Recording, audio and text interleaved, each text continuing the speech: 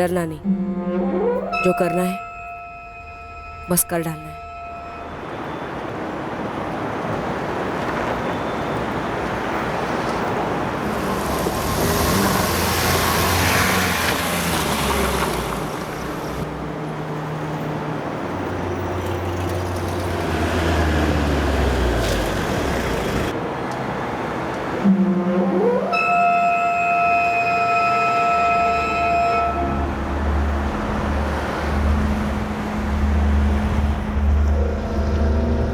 Station. हाँ बैठो।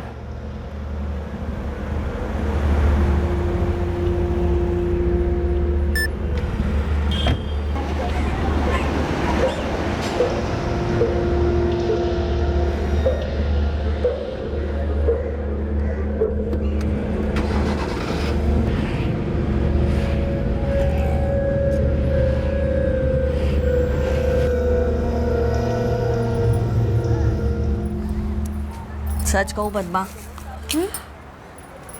तो सबको बोलते मत फिरना कि बिमला ने बोला करके। नहीं, किसी को कुछ नहीं कहूंगी विमला दीदी, बोलो तो सही। उसको ना बच्चा नहीं हो सकता है, इसलिए ये सब कर रही है। सच? अच्छा जीनत, चलता हूँ। खुदा। खुदा हाफिज। टाइम से खाना खा लेना। हाँ हाँ खा लूंगा। अरे पद्मा, विमला दीदी कैसी है? अच्छी हो जिन्नत।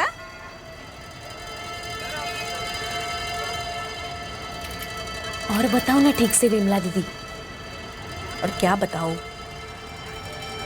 जब औरत को बच्चा नहीं होता है ना तो। नीलोफर जल्दी करना। हाँ आई, ये लीजिए। अल्लाह हाफिज। अल्लाह हाफिज। और विमला दीदी कैसे हो? पद्मा दीदी क्या नया पुराना? अरे नीलोफर, क्या नया पुराना, टाइम किधर है? ये खरीदी करके भी आ रही थी, पद्मा ने पकड़ लिया मेरे को। टाइम खोटे करती है मेरा। अच्छा अच्छा।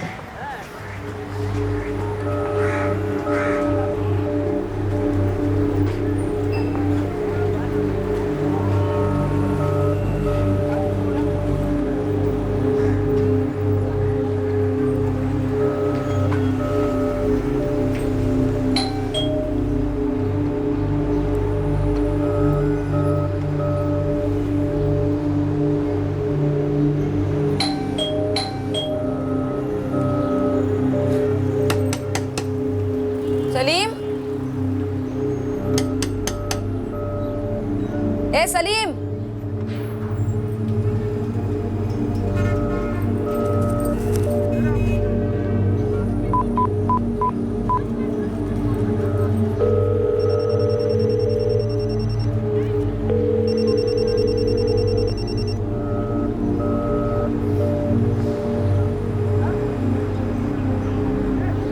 सलीम, ए सलीम, सलीम। विमला दीदी, सलीम को देखा आपने? नहीं तो मैं तो अभी बाहर आई। मैं बाहर गई तब सो रहा था, मैं चाबी भी लेके नहीं गई। ऐसे कैसे कहीं चला गया अचानक से? नहा रहा होगा। अरे हाँ, मैं भी ना। देख,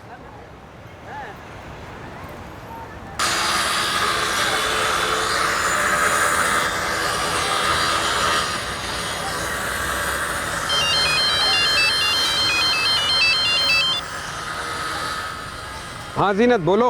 फैयाज, सलीम दरवाजा नहीं खोल रहा है और मेरे पास चाबी भी नहीं है। खिड़की से आवाज लगाई? हाँ, कब से 45 मिनट हो गए। उसकी टैक्सी भी बाहर खड़ी है। मुझे लगा पहले नहा रहा होगा, लेकिन अब जी घबरा रहा है। अच्छा ठीक है, मैं आता हूँ। फैयाज आ रहे हैं।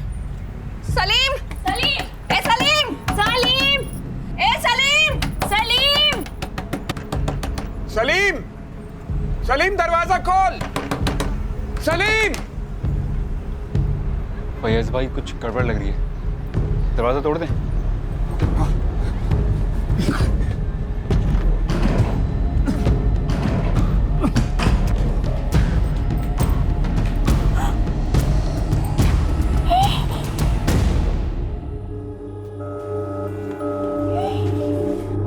सलीम, सलीम, सलीम।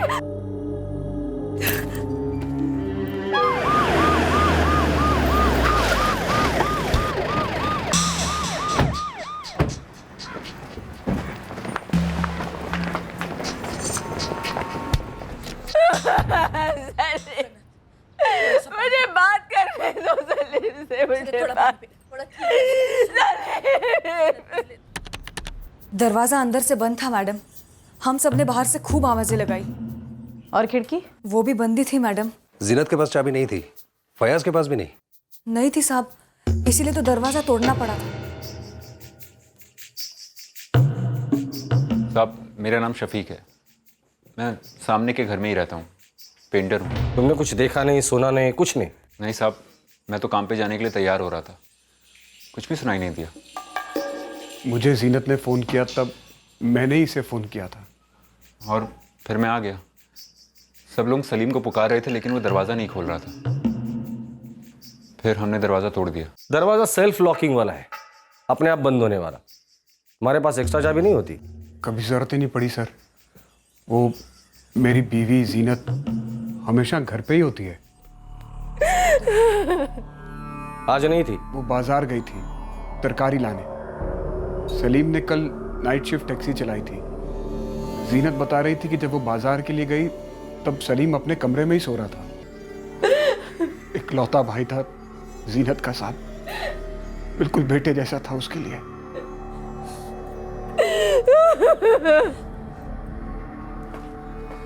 घर पूरा उथल पुथल किया हुआ है, कुछ चोरी हुआ है क्या? वो तो देखना पड़ेगा साहब। तो फिर देखकर हमें जल्दी से जल्दी बताओ। वैसे अलमीरा बंद है, बाहर कुछ कीमती सामान रखा था? आप सभी अपने घरों के अंदर थी? सुबह सुबह घर के अंदर कितने काम होते हैं ना। हाँ, मैं भी खाना बना रही थी। जीनत का घर इतना करीब है, आप लोगों ने कुछ नहीं सुना? मैंने तो कुछ नहीं सुना। दिन भर बाहर इतनी आवाज़ होती है। घर में इतनी अफरा तफरी हुई, चीजें फेंकी गई, एक आदमी को मारा गया, पीटा गया। वो चिल्लाया तो होगा? नहीं सुना। गिर जा, जीनत के घर के अंदर जाओ, बेडरूम में, और ऐसे चिल्लाओ जैसे तुम पर कोई अटैक कर रहा हो। जाओ।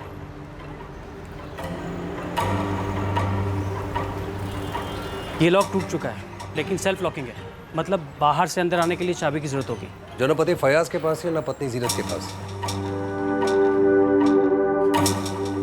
ए, क्या कर रहे हो? मत मारो मुझे, बचाओ, मत मारो मुझे, ए छोड़ो, मत मारो।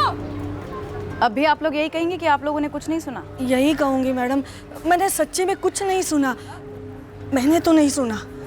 मैंने भी नहीं सुना मैडम।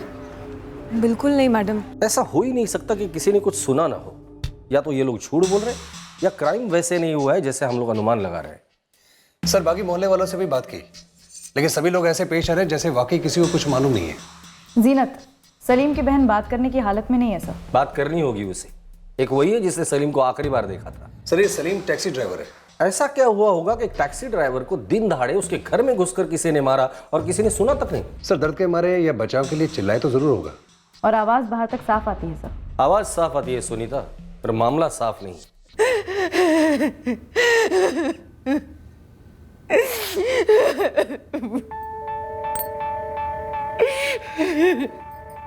फैयाज भाई, पुलिस वाले बोले बॉडी शाम तक मिलेगी।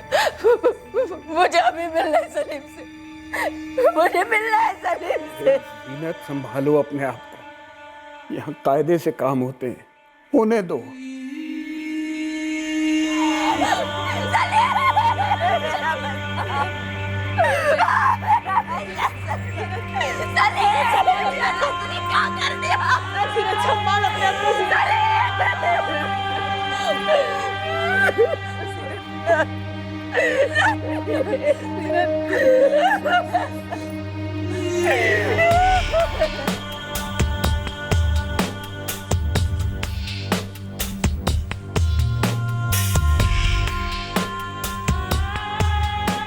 मैं चलता हूँ सनोवर, जी। शाम 7 बजे तक लौटूंगा।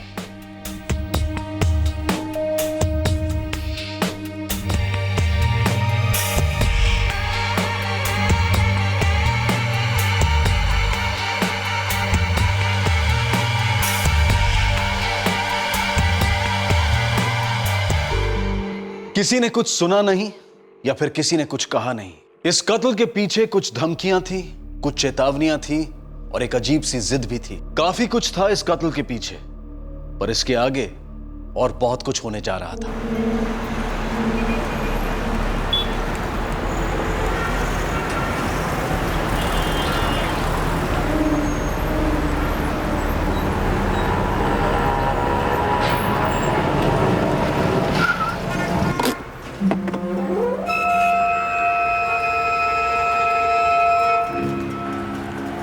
विशाल शेट्टी। जी। अब सलीम मिर्जा नहीं रहा तो उसकी जगह तूने ले ली। विशाल नाम है उसका, विशाल शेट्टी। उसी ने किया ये सब। ये विशाल शेट्टी है कौन? वो भी टैक्सी ही चलाता है। तो मैंने बोल दिया इमरान और वसीम साथ में देख काम करेंगे।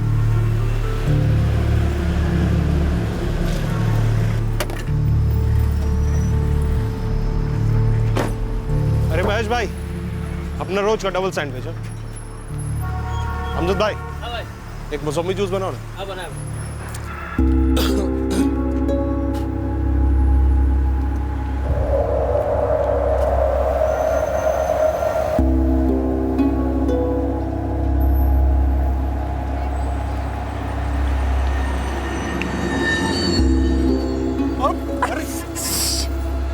अंधा है क्या?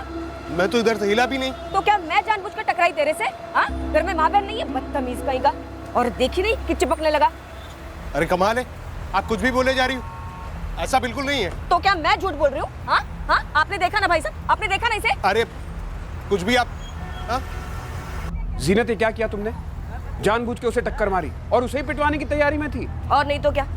कौन था वो मालूम है तुमको? वही विशाल शेट्टी। उसने मेरे सलीम पर हाथ उठाया था। अरे तुझे कैसे मालूम? अरे 3 दिन पहले सलीम मुझे घर छोड़ने आ रहा था, तब उसी ने दिखाया इस विशाल शेट्टी को। जीनत, तू क्यों बॉडीगार्ड बन रही है? अरे बच्चा नहीं है वो, बड़ा हो चुका है। मेरे लिए है, छोटा भाई है वो मेरा। अरे उसकी अपनी जिंदगी है। दुनिया हंसेगी कि अपनी बहन की चूड़ियां पहनता है। ऐसी बेवकूफी मत कर।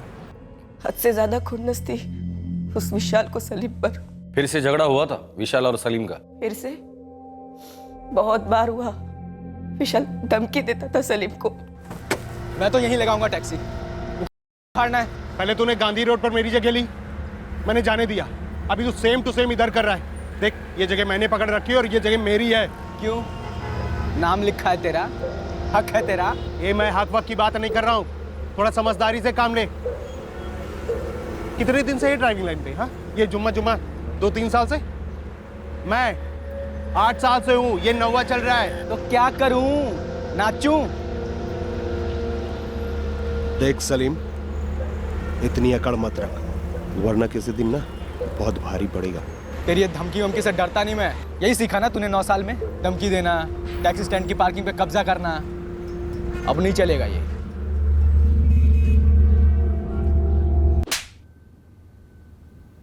तेरा टैक्सी स्टैंड नहीं है गला फाड़ने के लिए। पता है साहब, ये आपका स्टैंड है। यहाँ तेरे से गुंडे की ना आधागर्दी भी होती है, चर्बी आधी कर देते हैं। लेकिन मैंने कोई दादागिरी नहीं करी साहब। बस सलीम का मर्डर किया। कुछ भी चार्ज लगा रहे हो आप। अरे ये रोजी रोटी का मामला है, ये गाली गलौज, छोटा मोटा झगड़ा हर दिन का है। और जिस दिन ये नहीं हो ना, उस दिन नींद भी नहीं आती साहब। ये मर्डर कौन करता है?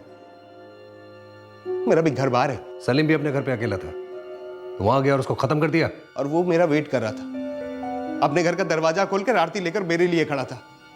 क्या साहब, मर्डर की या कोई और आप मेरे नाम का पर्ची फाड़ रहे हो? साहब, आजकल हर दूसरा आदमी कार खरीद रहा है, तो हम टैक्सी वालों का तो धंधा ही मंदा हो गया है। एक एक कस्टमर के लिए मारामारी होती है आपस में, और पार्किंग के लिए भी होती है। लेकिन मर्डर वर्डर नहीं साहब। और मैं विशाल को जानता हूँ, वो ऐसा नहीं करेगा। तो फिर कौन करेगा शिवा? ये तो हमें नहीं मालूम है साहब, बस मुझे इतना पता है कि ये विशाल ने नहीं किया।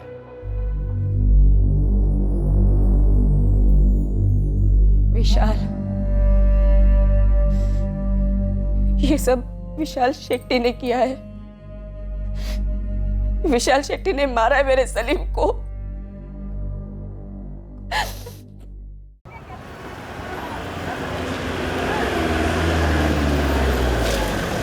सलाम मैडम। मैडम, घर के अंदर इतनी तोड़फोड़ हुई, मर्डर हुआ, ऐसा तो हो नहीं सकता कि अंदर की आवाज़ बाहर वालों ने ना सुनी हो। ए उस्मान, ज्ञान मत दे, खबरी है, खबर दे काम की, समझा? क्या मैडम, एक खबरी की खबर दे रहा हूँ। कौन खबरी? जीनत की पड़ोसन है ना, विमला। हाँ, मिली हूँ उससे। उसके बारे में क्या मालूम है? मैडम, मोहल्ले की सबसे बड़ी खबरी है वो। किसके घर में राई का तड़का लगा है, जीरे का, सब खबर होती है उसको। उसे सलीम के बारे में क्या मालूम है? मैडम, कुछ ना कुछ तो जरूर मालूम है जो वो बोल नहीं रही है।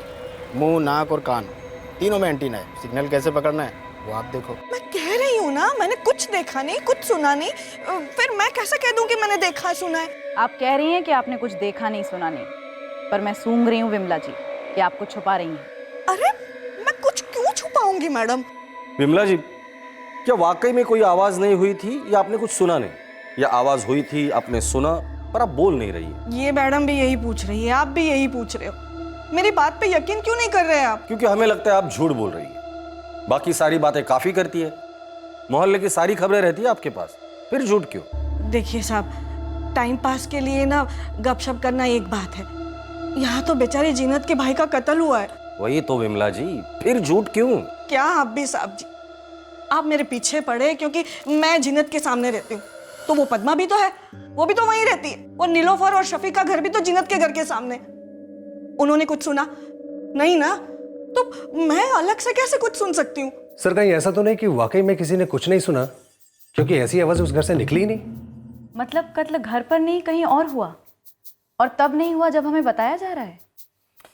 पहले घर से फयाज बाहर निकला और फिर जीनत, ऐसा वो लोग बोल रहे हैं। पर सर, जीनत तो ऐसे रो रही थी मानो सचमुच में वो सब हुआ हो। अगर वो एक्टिंग कर रही है तो वो किसी हीरोइन से कम नहीं है। पर असली जिंदगी में वो हीरोइन नहीं है, विलेन। फयाज भी क्यों नहीं? मैं रोज की तरह ठीक 9 बजे ही निकला, डिब्बा लिया और निकल गया। तब सलीम सोया हुआ था? सोया हुआ था साहब, उसने नाइट शिफ्ट की थी। जीनत, चलता हूं मैं। हाँ ठीक है।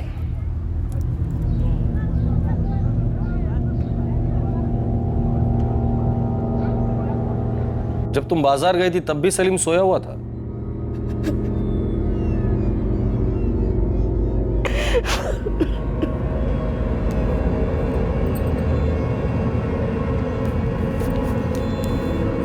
सलीम, ए सलीम, मैं बाजार जा रही हूँ, आधे घंटे में लौटूंगी।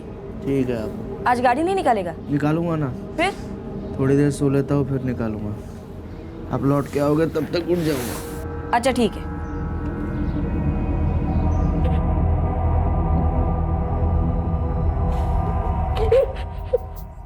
जीनत 9:30 बजे बाजार गई और 10:15 बजे लौट कर आई, पूरे 45 मिनट बाद।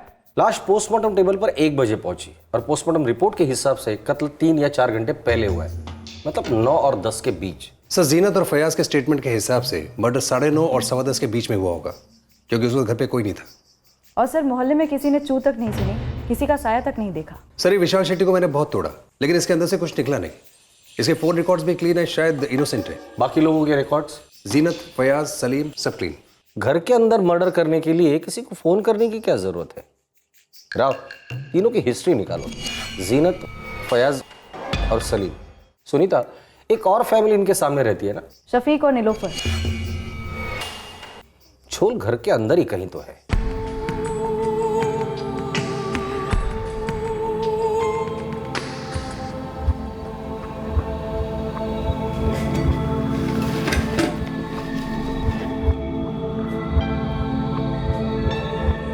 चलता हूं,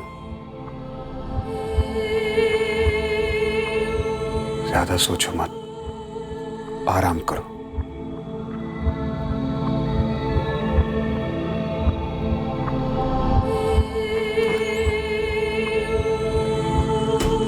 ऐसा मैं नहीं कह रही हूँ, हाँ।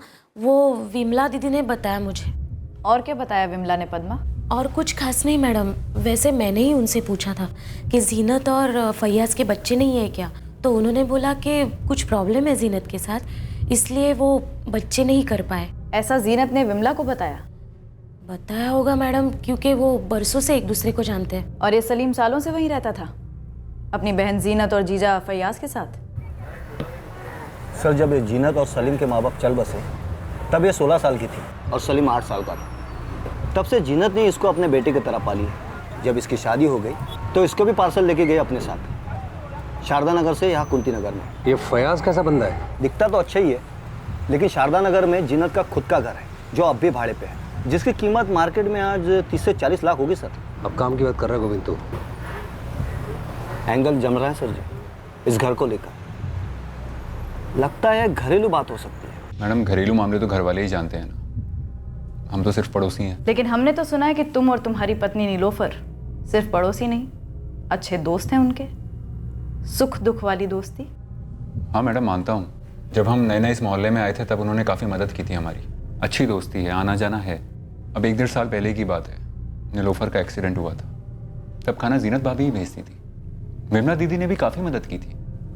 मैडम, पड़ोसी हैं इसका मतलब ये तो नहीं कि हम उनकी आपस की बातें आपस में जो है वो सब कुछ जान सकें। जब सलीम ने दरवाज़ा नहीं खोला था तो फैयाज ने सबसे पहले तुम्हें बुलाया था शफीक। हाँ मैडम, इतनी मदद तो बनती है ना। तो हमारी भी मदद कर दो, बता दो कि जीनत और फैयाज ने मिलकर सलीम का कत्ल किया है। मैडम, इस सवाल का अब आपको क्या जवाब दूं मैं? जो कुछ तुम्हें पता है और जो हमें नहीं पता। मैडम, मैं तो सिर्फ इतना जानता हूँ कि जब उनकी शादी हुई थी तब जीनत भाभी ने एक शर्त रखी थी कि सलीम शादी के बाद उनके साथ ही रहेगा, और फैयाज भाई ने ये शर्त मंजूर भी की थी। और ये जो टैक्सी है जो सलीम चलाता था, ये काम भी फैयाज भाई ने शुरू करके दिया था उसको। और क्या बोलूँ मैडम, बस इतना ही कि एक अम्मी समान बहन अपने एक लौते छोटे भाई को किस दिल से मारेगी? ऐसा कभी होता है क्या? नहीं हो सकता साहब। जीनत आपा और सलीम बहुत करीब थे। आपा सलीम से बहुत प्यार करती थी। उनका बच्चा तो नहीं हो पाया, पर सलीम को ही अपना बच्चा समझ के चलती थी। शोएब, जो शारदा नगर में उनका घर था, उसको लेकर कोई अनबन? शारदा नगर में घर, ये मुझे मालूम नहीं साहब, उसने कभी बताया नहीं। तो फिर क्या बताया उसने तुम्हें? तुम्हारा तो खास दोस्त था वो। साहब, ऐसा कुछ खास नहीं बताया साहब, और ज़रूरी नहीं है कि सबकी लाइफ में ऐसा कुछ खास बताने जैसा हो।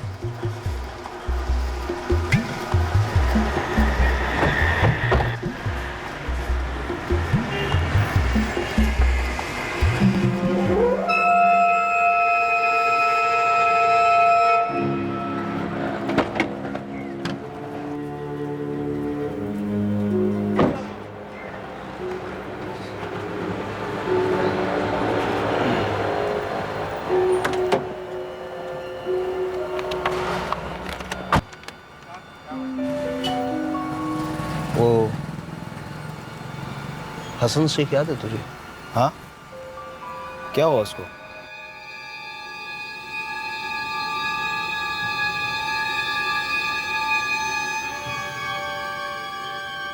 क्यों मारा अपने भाई को? क्यों मारा सलीम को? हाँ, क्यों मारा सलीम को? क्या इसमें जीनत भी शामिल थी या तुमने अकेले ही मारा उसे? मैं अपने भाई को मारूंगी? किस लिए साहब? घर के लिए 30-40 लाख रुपए के लिए मैं अपने भाई को मारूंगी? ये सवाल आप मुझसे पूछ रहे हैं साहब? बिल्कुल। आप ऐसा सोच भी कैसे सकते हैं? आप कर सकती हैं, हम सोच भी नहीं सकते। आप बाजार गई थी, सच है। आपका पति काम पर गया था, ये भी सच है। पर उससे बड़ा सच ये है कि उसके पहले सलीम मर चुका था, मारा गया था। फिर तुम लोगों की एक्टिंग शुरू हुई। जीनत का आकर हल्ला गुल्ला करना, लोगों को इकट्ठा करना, तुम्हारा आना, दरवाजे को तोड़ने का हाई ड्रामा। सलीम पहले ही इस दुनिया से जा चुका था। साहब, ड्रामा तो आप लोग कर रहे हैं, वो भी बहुत ही घटिया वाला। सच्चाई ड्रामे से ज्यादा चौंकाती है फयाज। सच्चाई सबूत पर टिकी होती है साहब, और आपके पास कोई सबूत है कि सलीम को मैंने और जीनत ने मिलकर मार डाला है? उसको मारना मतलब खुद को मारने जैसा हो गया साहब। जान था वो मेरी, उसकी हर ख्वाहिश पूरी करती थी, हर जिद। जब अम्मी अब्बू का इंतकाल हुआ तो वो बच्चा था, और मैं भी कोई बड़ी नहीं थी साहब। 16 साल की उम्र में 8 साल के भाई की अम्मी बन गई, और आप इतना घटिया इल्जाम मुझ पर लगा रहे हैं साहब। क्या फयाज ने तो ऐसा कुछ नहीं किया होगा? क्योंकि उसके लिए तो सलीम शादी की सिर्फ एक शर्त थी, मेहर की रकम समझ लो। नहीं साहब, फयाज भी उसे बहुत प्यार करता था। पर तुम शायद फयाज से इतना प्यार करती हो कि उसका जुर्म छुपा रही हो। अल्लाह के वास्ते मत लगाइए इल्जाम हम पर। सलीम को ना मैंने मारा है ना फयाज ने, और ना हम दोनों ने मिलकर मारा है उसे। और जिसने भी उसे मारा उसे तो आप पकड़ नहीं पा रहे, तो हमें बकरा बना रहे हैं। क्यों? क्योंकि कत्ल हमारे घर पर हुआ था। वही तो, तुम्हारे घर में कत्ल हुआ था और तुमने किया है। आपको जो सोचना है सोचिए, जो करना है कीजिए। मैंने अपने भाई को खोया है साहब, जो मेरे लिए दुनिया में हर चीज से प्यारा था, और आप मुझ पर ये इल्जाम लगा रहे। आप एक काम करिए, मुझे जेल भेज दीजिए, फांसी पे चढ़ा दीजिए, क्योंकि सलीम के जाने के बाद मेरे जीने का कोई मतलब नहीं रहा साहब, कोई मतलब नहीं रहा। लेकिन साहब, मैं फिर से कह रही हूं, उस विशाल शेट्टी को मत छोड़ना। उसी ने मारा है मेरे सलीम को, उसी ने मारा है मेरे भाई को। सना फयाज टूट रहा है ना जीनत, और ना ये विशाल शेट्टी। मोहल्ले में अब भी सब उसी बात पर अड़े हुए हैं कि किसी ने कुछ देखा नहीं, सुना नहीं। इतनी पास पास रहते हैं फिर भी। या तो ये जीनत और फयाज इतने सख्त है इसलिए टूट नहीं रहे, या मकसद कुछ और है जो हमें दिख नहीं रहा है, या ऐसे भी कह सकते कि अभी तक सामने नहीं आ रहा। शायद ये जीनत, फयाज और विशाल शेट्टी एंगल ही गलत है, कातिल कोई और है, मकसद कुछ और है। एक काम करो, इस सलीम के कॉल रिकॉर्ड दोबारा से स्कैन करो, हर एक नंबर की हिस्ट्री निकालो। हो सकता है कि विक्टिम खुद हमें बता दे कि उसे किसने मारा और क्यों मारा।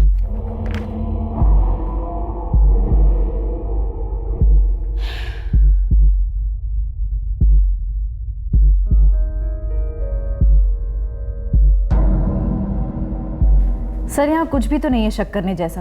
मैंने जब पहली बार इनको स्कैन किया था तो मुझे पूरा यकीन था कि इसके अंदर कुछ नहीं मिलेगा। मुझे अब भी लगता है कि मर्डर में फयाज और जीनत ही शामिल है। लेकिन इनके खिलाफ हमारे पास कोई सबूत नहीं है। हेलो, टैक्सी ड्राइवर शिवा बोल रहा हूँ। हाँ शिवा बोल। साहब ये सलीम का एक खास दोस्त था, हसन शेख। कहाँ मिलेगा? साहब ये कुछ 8 महीने पहले मुंबई शिफ्ट हो गया। उसकी खास दोस्ती थी सलीम के साथ, उसका नंबर है मेरे पास। ओके।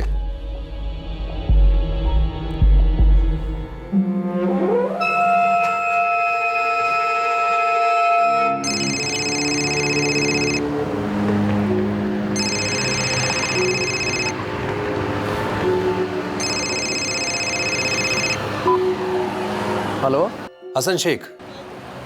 हाँ, कौन बोल रहा है भाई? मैं बेलगाम पुलिस से सब इंस्पेक्टर राव बोल रहा हूँ। हाँ साहब बोलो। कुंती नगर का सलीम मिर्जा तुम्हारा खास दोस्त था ना? हाँ मतलब हम लोग दोस्त हैं साहब, वो और मैं मिलके बेलगाम में बहुत टैक्सी चलाया। उसका कत्ल हो गया हसन।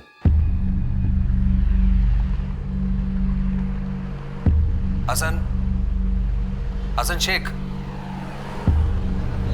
जी साहब, ये सब कैसे और कब हुआ साहब? तुम कुंती नगर थाने में जल्द से जल्द कब तक पहुंच सकते हो? देखो साहब, मैं इधर मुंबई में टैक्सी चलाता हूँ, मैं ये सब छोड़ के ऐसे कैसे आ सकता हूँ? तुम्हारे खास दोस्त का मर्डर हुआ है, तुमसे बात करना जरूरी है। क्या उसके अपने घर में मर्डर हुआ? हाँ, उसके घर में लाश मिली हमें। या अल्लाह, साहब किसने? ये अगर पता होता तो तुझे यहाँ क्यों बुलाते? तो मुझे यहाँ क्यों बुलाया साहब? ये जानने के लिए कि क्या सलीम की कोई ऐसी बात थी जो सिर्फ तुम और सलीम जानते थे और कोई नहीं? दोस्ती में बताई गई कोई बात, कोई राज, कुछ भी? नहीं साहब, सलीम ने मुझसे ऐसा कुछ भी नहीं कहा था, और वैसे भी मैं पिछले 8 महीने से मुंबई में था। हसन, हमारा शक उसके जीजा फयाज और बहन जीनत पर है। सलीम के मर्डर के लिए? हाँ। अरे नहीं नहीं साहब, ये क्या बोल रहे हैं आप? जीनत आपा तो सलीम की माँ जैसी थी, और फयाज भाई भी बहुत प्यार करते थे उसे, फिर क्यों मारेंगे? यही समझने की कोशिश कर रहे हैं हम। घर के अंदर दिन दहाड़े मारने पीटने के बाद, घर में उथल पुथल करने के बाद गला दबाकर उसे मार डाला गया। लेकिन फयाज भाई और जीनत आपा? वो उस वक्त घर के बाहर थे, ऐसा वो कह रहे हैं। हसन, सलीम ने तुम्हें कभी भी कुछ बताया? कोई परेशानी, कोई दुश्मनी, कोई धमकी? नहीं साहब, सलीम की किसी से कोई दुश्मनी नहीं थी, लेकिन प्यार था। कौन, किससे प्यार करता था?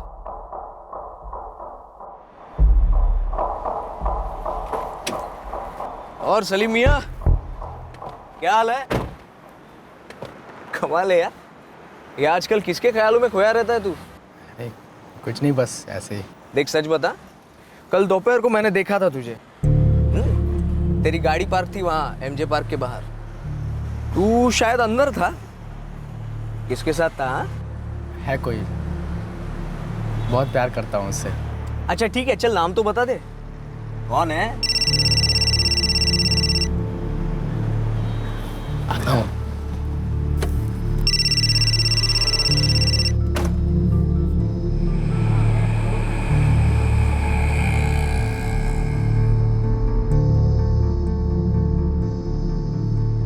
साहब 3-4 दफा मैंने पूछा था, लेकिन हर बार वो टाल देता। फिर मैंने पूछना ही बंद कर दिया। ये एमजे पार्क उसका फिक्स्ड लोकेशन था मिलने का? हाँ। सलीम के कॉल रिकॉर्ड में किसी लड़की का नंबर था? सर फर्स्ट स्कैन में तो नहीं था। मेरे स्कैन में भी नहीं था सर, हर एक नंबर पर कॉल किया, लड़की कहीं नहीं थी। हसन, सलीम ने कभी तुम्हें कोई हिंट दी होगी या कुछ बताया होगा, या तुमने पता करने की कोशिश की होगी? कुछ होता तो मैं आपको जरूर बता देता, वो भी जब सलीम के साथ ऐसा हो गया।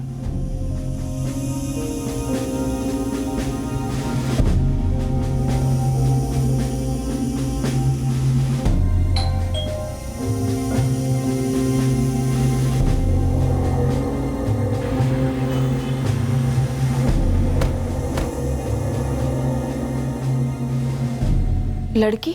जी हाँ, लड़की। सलीम किसी से प्यार करता था? नहीं, पता नहीं, कभी बताया नहीं उसने। कौन लड़की? हमें नहीं पता वो कौन लड़की है, तभी हम आपसे पूछ रहे हैं। अरे मुझे कभी बताया नहीं तो कैसे हो सकती है? हम बता रहे हैं ना आपको, एक लड़की थी। अगर रहती तो वो मुझे जरूर बताता। इसमें राज रखने जैसा क्या है? हमें नहीं पता कि वो राज क्यों रखता, लेकिन एक लड़की उसकी जिंदगी में थी और शायद इस लड़की का इस कत्ल के साथ कोई ना कोई ताल्लुक है। ये बाहर पार्क करता था, और ये था वो आदमी। ये? हाँ मैडम, ये तो बहुत बार आया है यहाँ पर।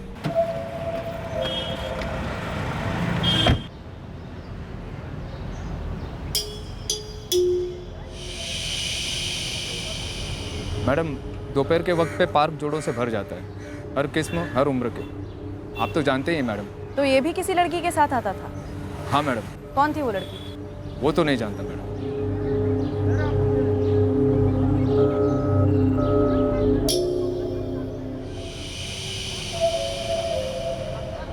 हमेशा बुरखे में होती थी मैडम, तो चेहरा कभी देखा नहीं मैंने। मैडम, चाल से, कद से और बैठने के अंदाज से वही औरत लगती थी हर बारी, लेकिन कंफर्म कह नहीं सकता मैडम। नहीं तो मुझे तो कभी किसी लड़की के बारे में नहीं बोला था। लेकिन पुलिस कह रही है कोई थी उसकी जिंदगी में। पर वो हम लोगों से छिपाता क्यों? पुलिस कह रही है मर्डर शायद उसी लड़की को लेकर हुआ है। पर जीनत, किसी से प्यार करने से जान को खतरा क्यों होने लगा? वो तो हम आपको अभी नहीं बता सकते, लेकिन उसकी जिंदगी में एक औरत थी और उसने अपने करीबी किसी को नहीं बताया था। थोड़ा अजीब है, हमारा शक बढ़ता है। सलीम उस लड़की को कई बार मिला, पार्क में, बुर्का पहनती थी। कितनी बार मिला पता नहीं। जी सर, लेकिन उसने अपनी सबसे करीबी बड़ी बहन जीनत, जीजा फैयाज और खास दोस्त हसन को भी इसके बारे में नहीं बताया था। ये एंगल है, पर ये एंगल मर्डर से कितना रिलेटेड है ये तो उस औरत के बारे में पता करने के बाद ही पता चल सकता है। औरत बुरखे में मिलती थी तो जरूरी नहीं है कि... एक मिनट सर, सलीम के मोबाइल में किसी लड़की का नंबर नहीं है, ये फैक्ट है, लेकिन एक पीसीओ का नंबर है जिससे उसकी लगातार बात होती थी। वो चंदन नगर वाला पीसीओ? हाँ वही। कहीं ये एंगल सही में सही एंगल तो नहीं है?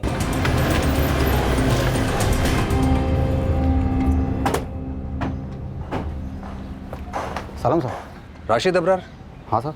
तुमसे मेरी कई बार बात हुई है। कुंती नगर पुलिस स्टेशन। हाँ, फिर वही सवाल, तुम्हारा पीसीओ का नंबर सलीम मिर्जा नाम के एक बंदे के मोबाइल पे कई बार दिखता है। उसकी एक लड़की से दोस्ती थी, और हमें शक है कि तुम्हारे पीसीओ से वो उसको फ़ोन किया करती थी। हो सकता है साहब। अभी ये पीसीओ है, यहाँ पे बहुत सारी लड़कियाँ, औरतें और मर्द लोग आते हैं फ़ोन करने के लिए। कैसे याद रखूँगा मैं? ये लड़की या औरत शायद बुरके में आती होगी।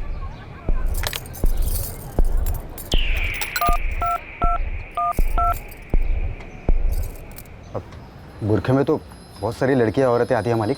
वो भी है, लेकिन ये लोकल ही है, यही चंदन नगर की। चंदन नगर की आधी आबादी तो मोमेडियन है, तो बहुत सारी लड़कियाँ औरतें घर से बाहर निकलते वक्त बुरखा पहनती है। कैसे पहचानूंगा ना मैं?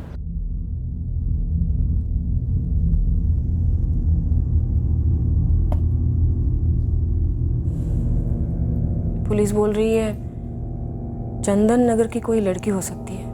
जीनत, मेरी तो समझ में नहीं आ रहा। सलीम किसी लड़की से प्यार करता हो या ऐसा कुछ हो तो वो हमें नहीं बताएगा? कहीं ऐसा तो नहीं कि वाकई में कुछ था और वो ठीक नहीं था, इसीलिए हमें नहीं बताया और इसीलिए मारा गया। बुरखे में औरत? ना ना, हमने नहीं देखा किसी को। वैसे जीनत भी हमेशा बुरखा नहीं पहनती, कभी कभार पहन लेती है बस। ये औरत शायद सलीम को मिलने आती होगी। नहीं जी, मैंने तो कभी किसी औरत या लड़की को नहीं देखा। शफीक, क्या तुमने कभी देखा है? नहीं मैडम, मैंने भी कभी कुछ ऐसा नहीं देखा। सर लगता है सबको सब कुछ नहीं पता तो भी काफ़ी कुछ पता है, लेकिन दबाव सा है कि कोई कुछ बोले ना। इससे पहले कई खतरनाक मल्टीपल मर्डर केसेस में हमें लीड मिली है। इस केस में एक घर और एक बुरखे वाली औरत के बीच त्रिशंकु बनकर हम लोग लटक रहे हैं।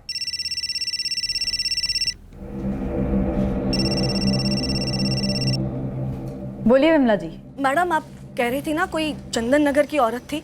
हाँ, बुर्का पहनती है, शायद मुस्लिम है। हाँ हाँ मैडम, वो ना अब मुझे कुछ धुंधला धुंधला सा याद आ रहा है। कोई चंदन नगर की औरत थी जो हमारे कुंती नगर में आती थी, पर उसका नाम या ऐसा कुछ मुझे याद नहीं आ रहा है। आएगा, ज़रूर आएगा। ज़रा जोर दीजिए दिमाग पर और याद आते ही मुझे फ़ोन कीजिए। ठीक है मैडम।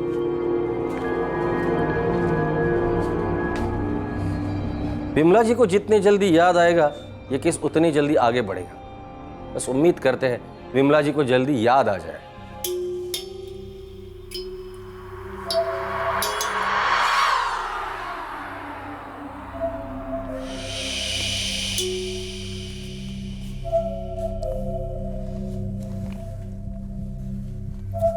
तू भी खा ले खाना। आप खाइए, मैं बाद में खाऊंगी।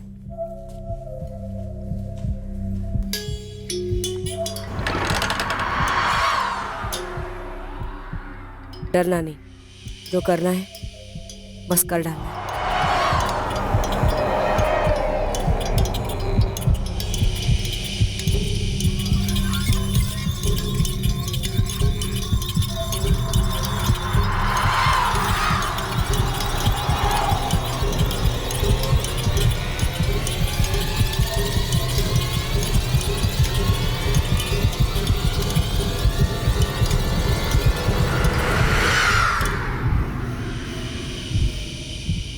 बात हुई, समझाया। एक नकाब के पीछे छिपा था सलीम मिर्जा के मर्डर का राज, और इस नकाब को बेनकाब करने के लिए इन्वेस्टिगेटिंग टीम बेकरार थी। पर इस कत्ल के परे एक और जुर्म होने वाला था, और यह जुर्म भी रहस्य में लिपटा हुआ पाया जाने वाला था। कई लोग गुस्से में थे और उनका आक्रोश और भड़का जब यह दूसरा जुर्म भी रोशनी में आया। इस मर्डर मिस्ट्री को हम अंजाम देंगे कल रात इस केस के दूसरे और आखिरी भाग में।